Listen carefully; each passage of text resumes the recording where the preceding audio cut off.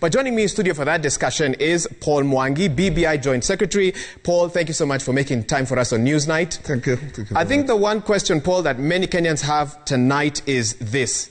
Is the content of the report open for amendment or not? What is your position? That was explained by Honorable Raila, that the content is not open for amendment. However, there are amendments that can be made that would make the position clearer. And I'll give an example, that when the pastoralists met the language that we had used in the document, we had used the language of agriculture.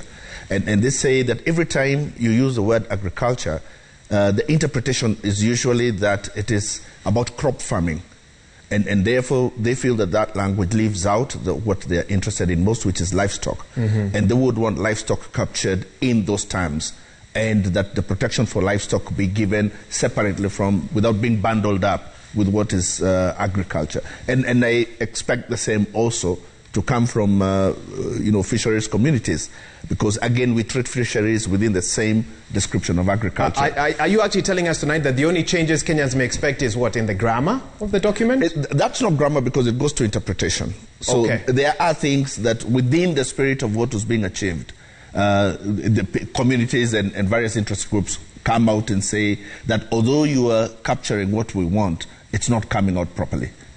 And when such things are dealt with, then there will be attempts to make sure that everybody's concerns are taken care of. So the pastoralists have already brought their recommendations before you, or before Raila Odinga and the governors as well. Will other Kenyans have an opportunity as well if they feel that they also are unhappy with the interpretation of how your body picked up their recommendations and put them into the document? The political leaders are the ones who are doing the consensus building. All these are issues that are coming up within the process of consensus building. And where they come up, they will decide and they will know how to handle that. But the process they are engaged in now is a process of consensus building. It's not a process, another BBI process, so to speak. And that's where this gets confusing, because one then would ask, how long can this go on for? How many rounds of consultation and clarification would be needed, I guess, to satisfy all Again, I think consensus building means that you talk with people who you are going to have to work with as you go forward. And that's a political question.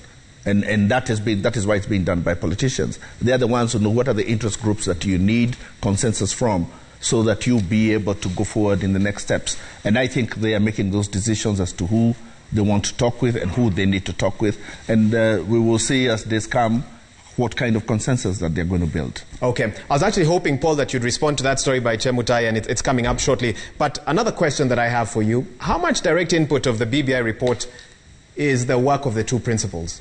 President Uhuru Kenyatta, Honorable Raila Odinga.